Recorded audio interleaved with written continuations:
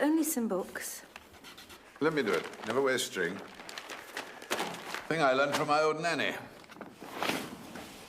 3 things you should always carry in your pocket, she told me. A penknife, a shilling, and a piece of string. What for? Well, emergencies, of course. In Cyprus, my sergeant major got his leg blown off, bleeding to death. With my bit of string, I put a tourniquet on him. Emma said it saved his life. When pyramids decay, well, they're pretty decayed when I last saw them. That was, good Lord, 30 years ago. I was a young subaltern on leave from Aden. Well, they're all the same. What on earth do you want 6 copies of the same book for? When Pyramids Decay by E.K. Hamilton. But that's, Me? Yes. Have you written a book? You are a dark horse. Why didn't you tell me? I didn't think you'd be interested. Why do you use your maiden name? Oh, the publishers thought Eve Peregrine was a bit of a mouthful for people when they're asking for it. You mean it's for sale? People are going to buy it? Just a few, perhaps. Good Lord. Did you pay to get it published? They paid me. I say, how much? £500. Oh, well, it's a bit thin. Not much work in it, I suppose. Ah, poetry. I don't expect you to read it. Well, not much in my line, poetry. It doesn't look like poetry. Not in verse. It's all chopped up. It doesn't seem to rhyme, either. Would you like me to read it? You don't have to. My dear, poetry is something with a good beat to it, like marching behind a band. The boy stood on the burning deck whence all but he had fled. And when the flames, they burnt his feet, he stood upon his head. Ha!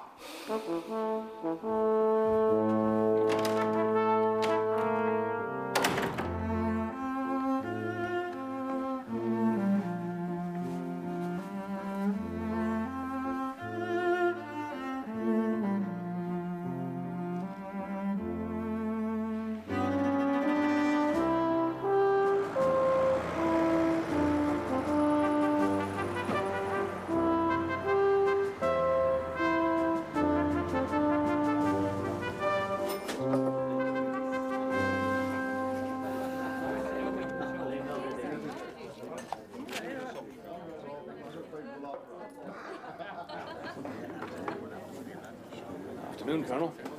Ah. Was a good morning's work. Those bullocks were a good buy. Hope they do well.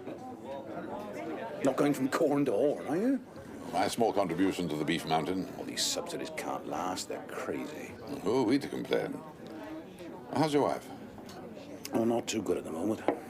Up and down, up and down. But more down than up just now. I'm sorry. Funny things, women, Telfer. Indeed they are, sir.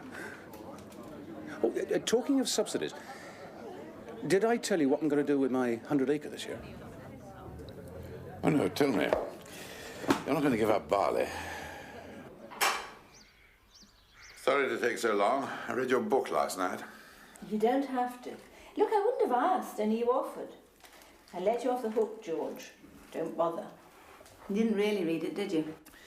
Well, first few pages, I got a bit wet looking at some heifers, thought I had a cold coming on. So I took a couple of aspirin and a whiskey and, just dropped off, to be honest. I'll take it up to town with me tomorrow. Will you be gone long?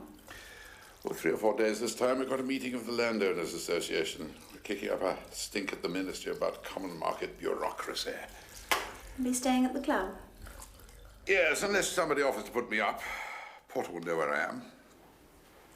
Porters at gentlemen's establishments are notorious for never telling ladies where their gentlemen are. Yours is frightfully well trained. Anybody bought your book yet? It's only been in the shops a week. In the shops? That's where you buy books. You mean it might be in the windows? Oh, I shouldn't think it's that important. Well, just as well. The things that you see in windows nowadays. I'm rather proud of these. They're a new hybrid. Oh, very nice. Smell. Yes, very nice.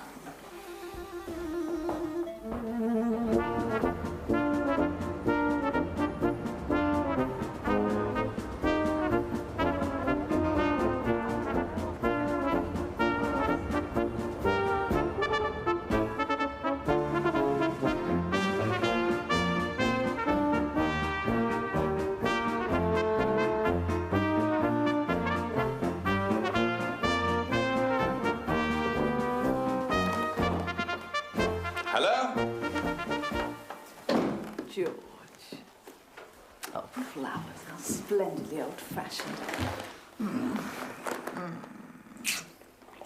I should be wearing a transparent negligee, have champagne in a bucket by the bed. But we have got to go, my darling, because I've managed to book a couple of seats for that musical about the French Revolution, which you'll absolutely hate, so you need to stoke yourself up on gin first. There's something for you on the table.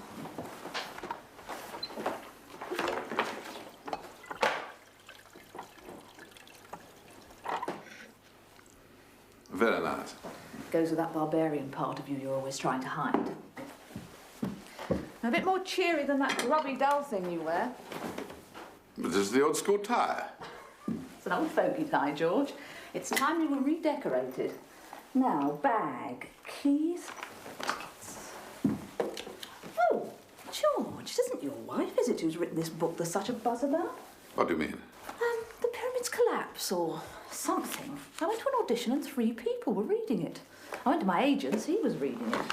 Who's it by? A woman called Hamilton. You think my agent were making commission the way he went on about her? He said her real name was Peregrine. I said, oh, I know somebody called Peregrine. He said her husband was a colonel in the army. I'd sooner you didn't talk about me to your friends. Oh, well, of course I would. I said it can't be the same one. Right, ready at last. Keys. Gas off. Answer phone. He said they say this colonel's a regular old stuffed shirt. Oh, you know better than that. And if my wife had written a book, I'd be the first to know about it, wouldn't I?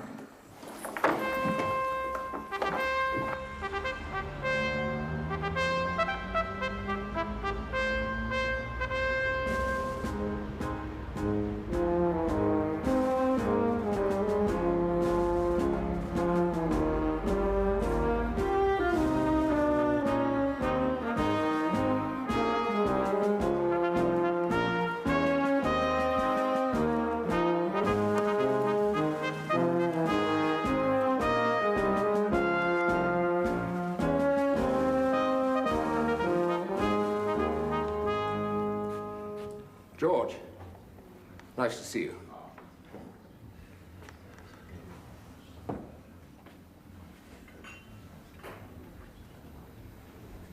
That's not your usual sort of rag. Country life, Farmers Weekly, or more your line. Something caught my eye. Don't be modest, old chap. You were swatting up on a bit of culture. What's it like being the husband of a celebrity? I don't know what you're talking about. Come of it, everybody knows E.K. Hamilton's your wife. It's not often that even I get to know about a book of poetry. And there's a photograph of her in the shop round the corner, looking smashing. By the way, I'm lunching with Basil Dashwood. He's not really my sort of person, but he's helping my son get into publishing. He'd love to meet you. Who's Basil Dashwood? Don't you have a telly in your neck of the woods? Dashwood, a critic. He runs that arts program. He wrote a rave review of Evie's book in one of the Sundays. Didn't she show it to you? Basil, this is George Peregrine. Do you remember last week I told you? Oh, not her husband. How are you? Is she in town by any chance? I'd very much like to meet her. My wife doesn't like London. She prefers the country. I was simply knocked sideways by her book. I'd like to have her on my program. Well, I don't think You can't that go to a movie nowadays without full frontal nudity. Open a paper without sexual details that used to be unmentionable. Go to a play without streams of 4-letter words. And here's someone actually daring to write about love again. She evades nothing, obscures nothing, and still manages to make what I can only have to call, magic. Magic somehow undiminished by the plain, earthy facts of what really goes on between a man and a woman in bed. Very good of you to say such nice things about my wife's little book. I'm sure she'll be delighted. But I have a train to catch, and I want to get a bite of lunch.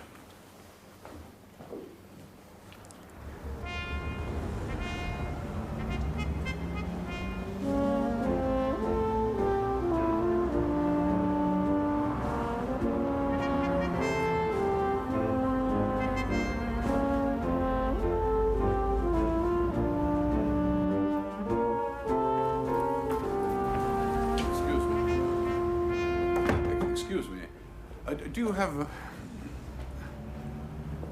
a copy of The Pyramids Decay? When Pyramids Decay, sir? I'm sorry, we've completely sold out. But I've just seen it in the window.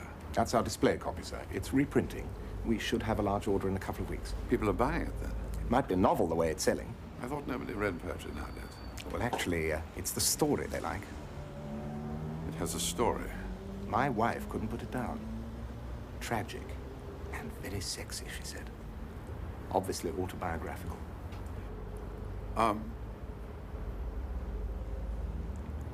Is there another bookshop nearby? I doubt if you'll find a copy in London, sir. I really had no idea. Here we have been nodding at each other for ages and ages. I simply didn't know who you were. And I didn't know I was someone different until last week, but it seems I was. The penalties of fame, eh? Now, I picked up the last copy in Harrods, and I have been totally immersed. I just finished when I was waiting for Cleo at the Pony Club. Here you are, darling, if you must ruin your teeth. Oh, dear. I am sure even the author wouldn't think it quite required reading at your age. Here are your dreadful horsey magazines, and much more suitable, if less of life. Did you write this book? Would you autograph it, please? What shall I put? To Cleo, with the author's compliments. Cleo's with an I. Yes. That's the Greek muse of poetry and history. What did you like best? Poetry. I've put with love, too. My dear, collecting signed first editions already. She get it from her father. He collects things. I collect people. I was wondering, Mrs. Peregrine, should I call you Miss Hamilton? Oh, I hadn't thought. I suppose I'd better be Mrs. in the country and Miss in town. It feels rather disreputable. No, just Evie will do fine. I'm Irina. Oh. Hello.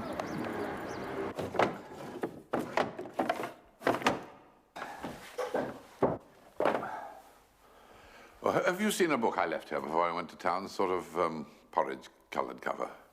No, sir. Well, there was more than one copy, 6 copies to be precise. They can't all have vanished. Perhaps in Mrs. Peregrine's room, sir. No, I've looked there. I've looked everywhere. What size was the book, sir? What sort of,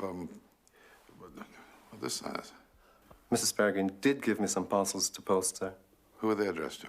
Just people who come to the house, sir. Local people? I think so, sir. Oh, God.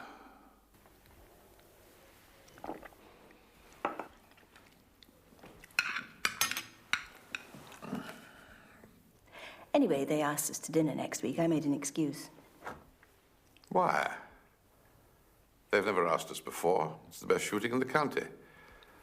The only people who get it are Greeks and Arabs. Oh, well, I didn't think of that. I thought it would bore you. Did they ask us, or just you?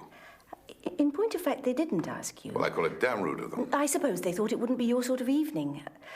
Irina likes writers and people like that. She's invited Basil Dashwood, the critic. He's some sort of cousin, and he wants to meet me for some reason. It was nice of you to refuse, Evie.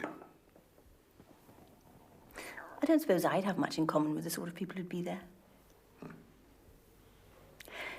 George, I've got an awful chore to do. They've sold my book to America. America? Well, I suppose they speak the same language. They've sold it to Holland and Scandinavia too, but never mind. Anyway, the American publisher's coming over next week, and my publisher's giving a party for him. I'd love you to come. Moral support. Well, it sounds a crashing bore, but if you really want me to, I'll put in an appearance. It would be sweet of you. Black tie, I suppose. Evie? Evie? Do get a move on, old girl.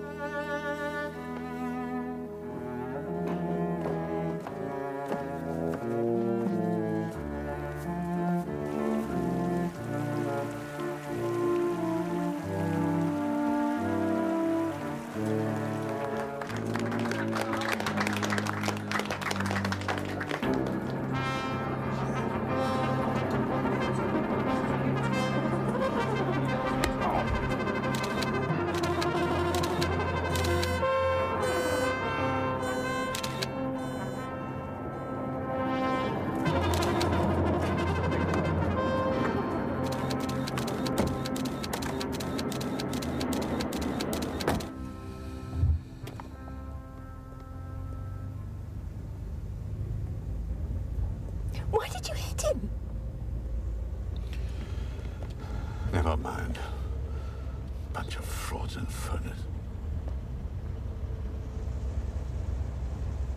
I was enjoying myself.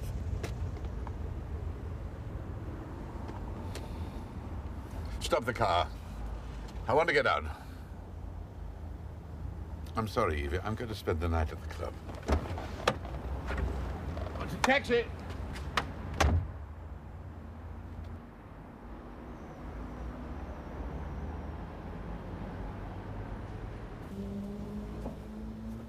George, whatever's happened? Have you been mugged? Oh, not my blood. I hit somebody. Why?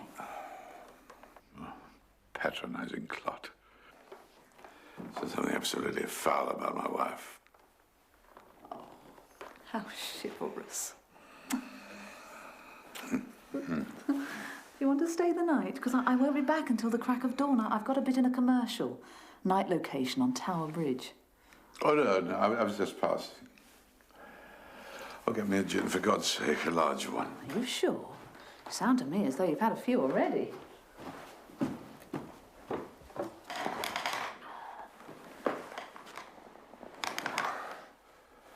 Where'd you get this? Oh, that's that book I was telling you about. Have you read it? I couldn't get it anywhere. It's sold out. Oh, I'm not surprised. It's marvellous. True and funny and sad. And the beginning, she meets this man. No, I won't spoil it. You must read it properly. And not just the sexy parts. There in the middle, that's the bit everybody talks about. I don't like it so much. It's all breasts and chests and flanks and thighs and his flat belly, his beautiful legs. But then, well, he must have died because the last part's called a requiem. And it's all over. And she's alone. And just remembering. Made me cry. Evie. Evie of all people.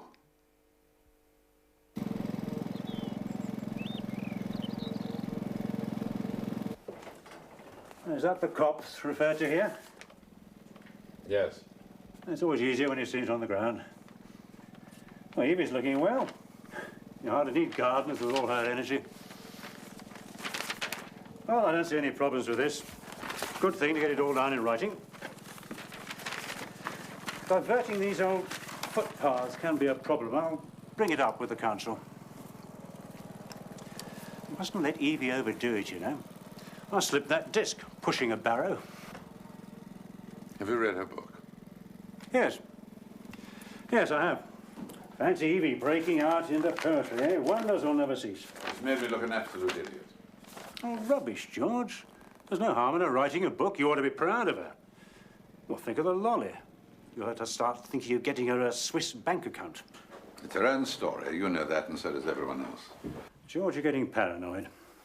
If she'd written a romantic novel about pirates, highwaymen, you wouldn't think she'd had an affair with one. This is not a romantic novel. It's words. Things I never thought that she... I suppose I'm the only one who doesn't know who her lover was. Now, George, you talking to me as an old friend or as your solicitor? There's no reason to think the whole thing wasn't made up. Pure imagination. Do you believe that? Who was the man? I don't know. And I wouldn't tell you if I did. I want you to get a private detective and find out. Suppose she did have an affair. As I read it, the fellow's dead. It was all years ago, far too late to get any evidence. I don't want evidence. I want the man's name. Get me a detective, Harry. I won't. And if you want to do that, you better consult someone else. Have you always been faithful to her? More or less. After all, we've been married for 24 years.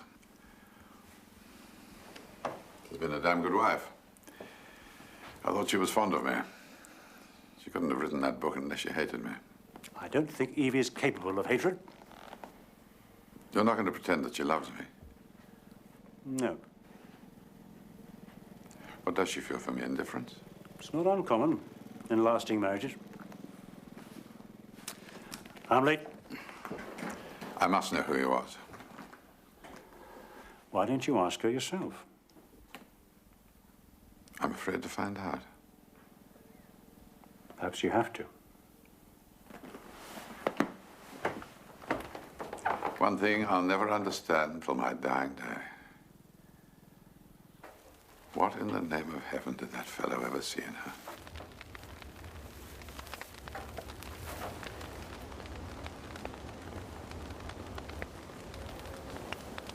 Why didn't Harry say goodbye? I had some cuttings for him. Evie, You know what I regret? When I married you, I should have grubbed out all those old ramblers and put in thornless roses. Rose without a thorn. Isn't that what Henry VIII called one of his wives? Didn't stop him having her head chopped off, though. Can you pass me the rake?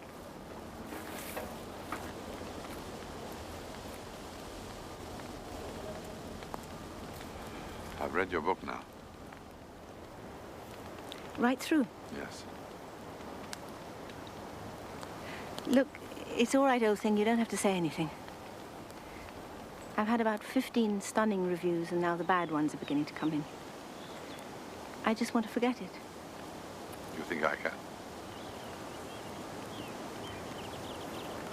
Someone at that frightful party, she was a novelist. She said, people read the most extraordinary things into what you've written. If you put them in a book, they never recognize themselves. And if you put a bit of yourself in, they think the whole character's based on you. I don't think I'm cut out for the literary life. Do you know what I was thinking? Next winter, I'm going to pull out all those dreary evergreens and plant a border of white peonies. What do you think? Who was he? Oh, that. There's no one now. But there was. There was. Is he dead? For me, yes. For a long, long time. What was his name? You sure you want to know? Yes. Even if it hurts? Yes. It was you, George. You as you were. In the beginning.